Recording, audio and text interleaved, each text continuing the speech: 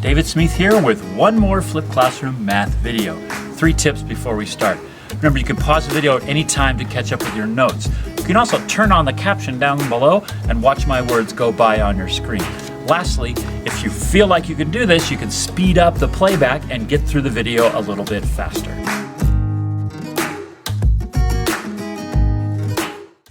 Today's video covers Pascal's triangle and combinatorics. Now, Pascal's triangle is a pretty cool thing, shows up in a lot of different places in mathematics.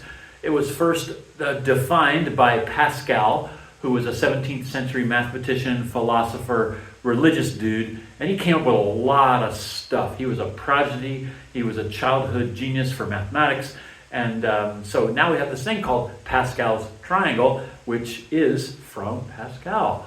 So let's take a look at this triangle. So you can see it's kind of artful with colors. What I want you to do is pause the video and take a look at the triangle. There's a very definite pattern for how the numbers progress from row to row. So see if you can suss that out. Okay, let's take a look. Now if you remember from that image, the triangle starts with a 1 on top, and then we get 2 1s, and then we get a 1, 2, 1, 1, 3, 3, 1, and so on.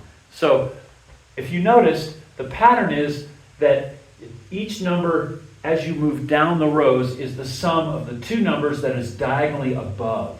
So this 2 comes from the 1 and the 1 there. This 3 comes from the 1 and the 2. And then we continue on with a 1, 4, 6, 4, 1.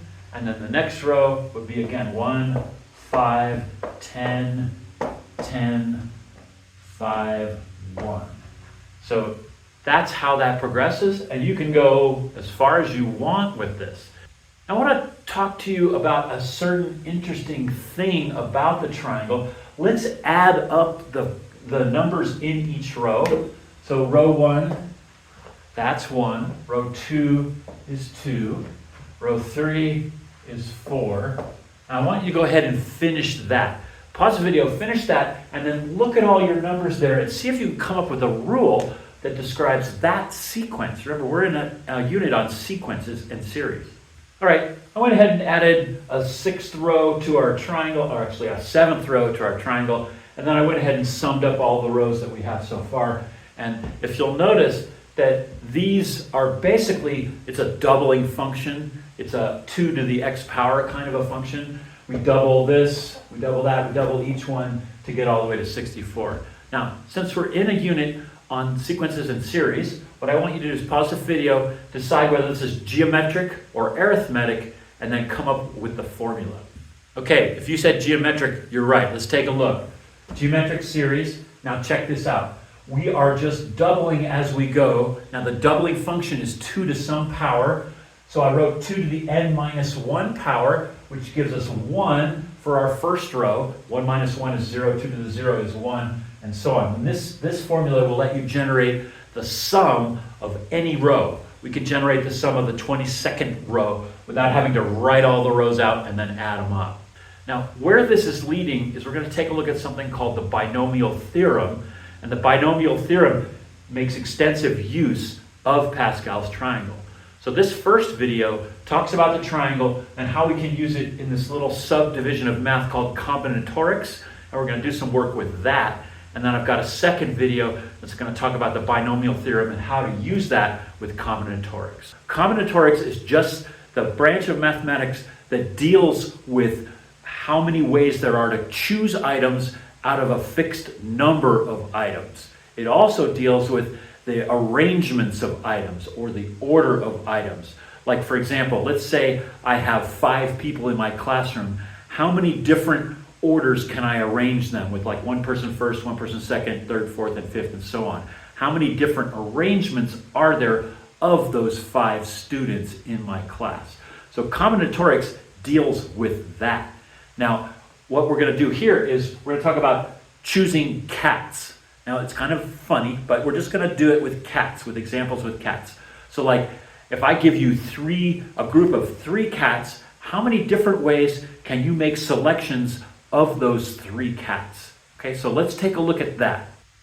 All right, let's make some cat selections. So check this out, follow closely, pause the video if you need to think about it just to make sure that you're on track with that. So here's an interesting situation.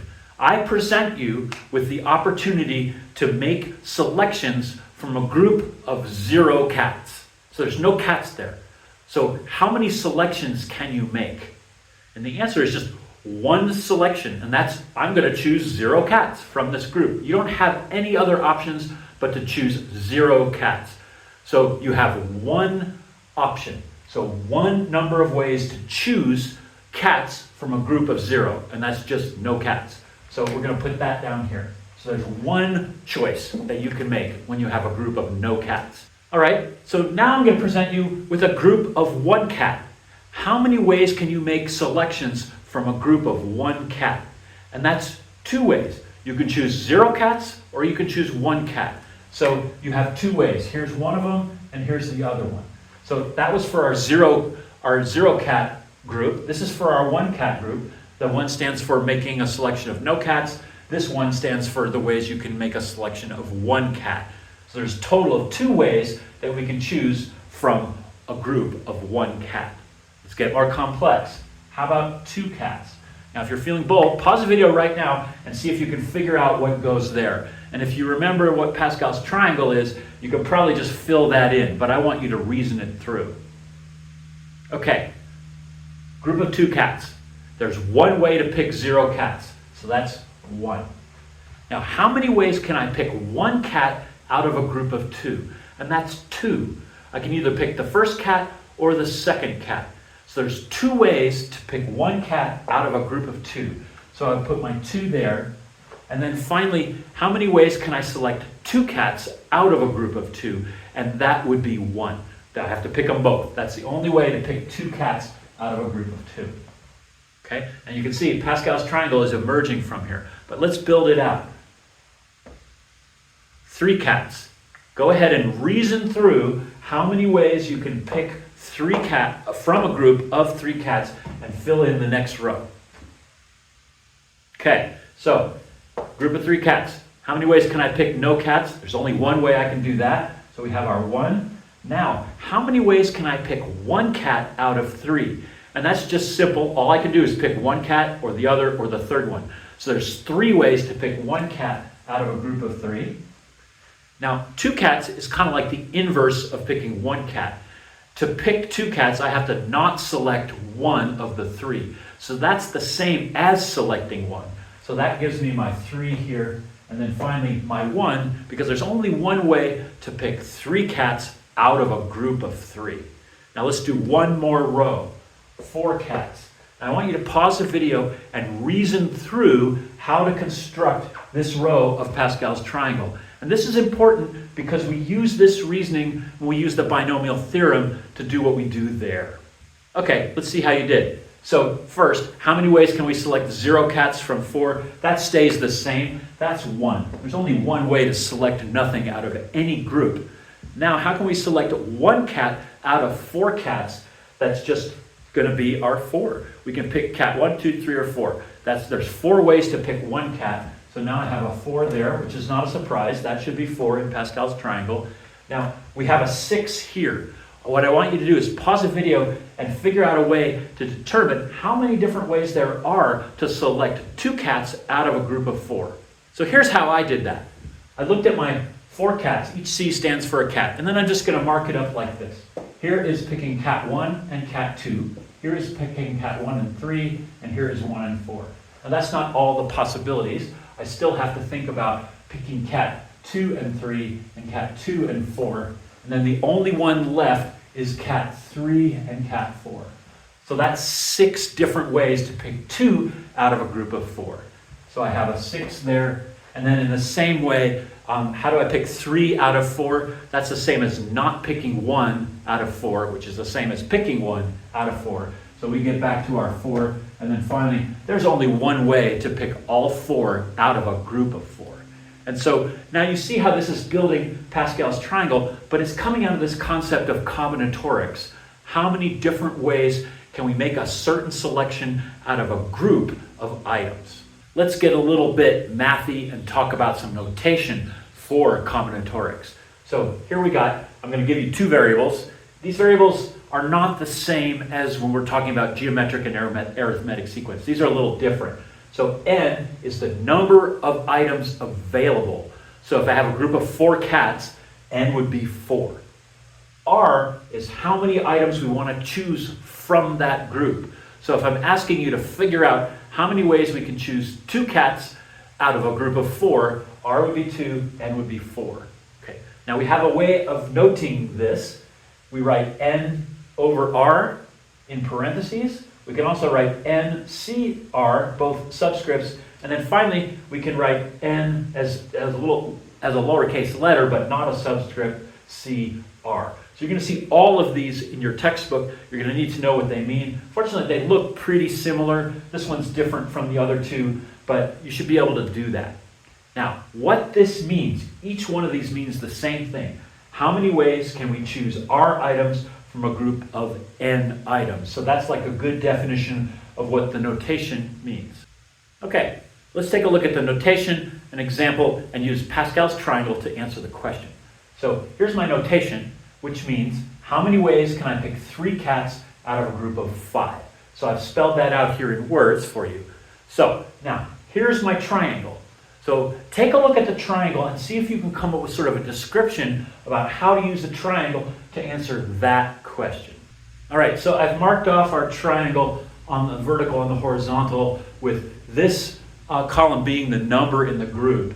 So there's only one way to select when you have 0 in the group. Okay, so that's our group of 0 items, 0 cats. And then we have 1 cat, 2 cats, 3 cats, 4 cats. And here's our target, which is 5 cats. So 5 cats is actually the 6th row of Pascal's triangle when you start with 1. Now, the ways to select works in the same way. The 1 is for selecting 0 cats, always, always, always, and then selecting 1 cat, 2 cats, 3 cats, 4 cats, and then 5 cats. So this gives us our ways to select. So now I can just go, here's my ways, that's 3, and here's my number of items, so that would be 10. Okay, so the way to describe this is it's the 4th term in the 6th row of Pascal's triangle, and that's 10. So this is using the triangle to answer a combinatorics type of question posed to you in the notation.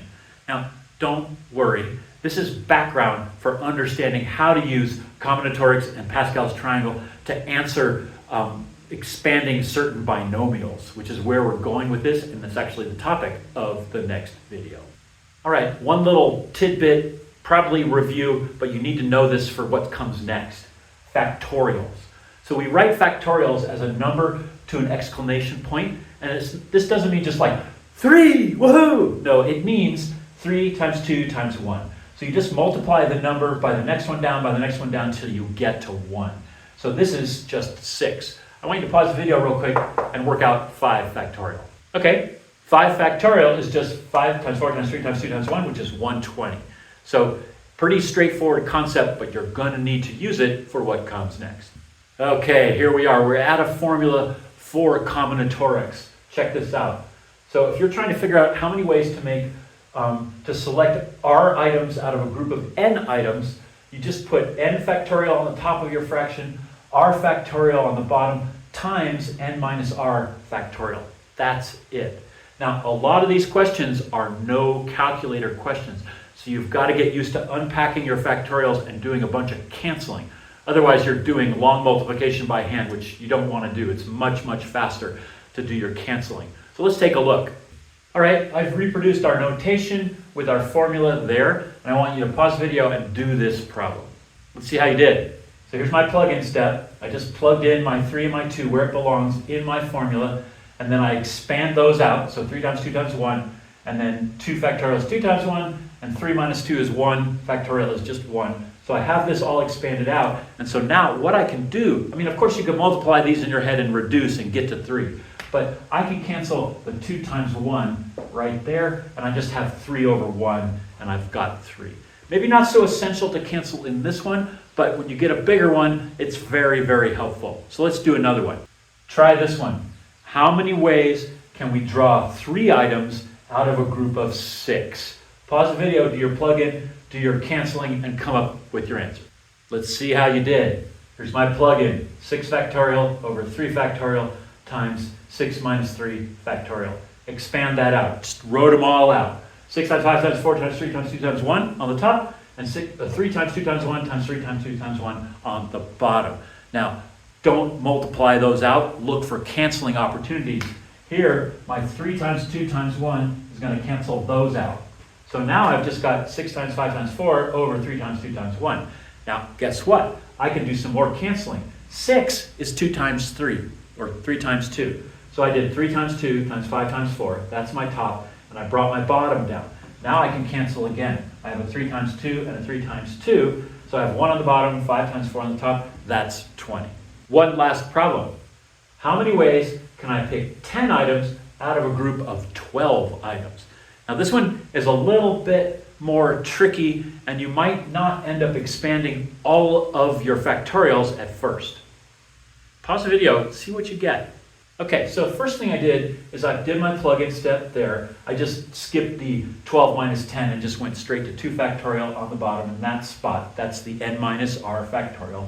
And then I expanded this, but not all the way. 12 factorial is really 12 times 11 times 10 factorial, because this is just going to be 10 times 9 times 8 times 7, and so on. But the reason I did that is I have a 10 factorial on the top, and I have one on the bottom. So now I can cancel those two out and finish this up. So if you haven't done so already, pause the video and finish it. All right, so what I did is I went from my 12 times 11 to 6 times 2 times 11, because 12 is 6 times 2, and then my 2 factorial is just 2 times 1 on the bottom, and that lets me cancel my 2's out there. I have a 1 on the bottom, so that goes away, and I have 6 times 11, which is 66. So I want you to notice something. I did not need a calculator to do any of these problems. So you really need to be able to cancel your terms, your factorials, and reduce it down. If you find yourself needing to multiply big numbers and dividing big numbers, you've missed an easy chance to make it nice and quick. So practice that when you do the problems.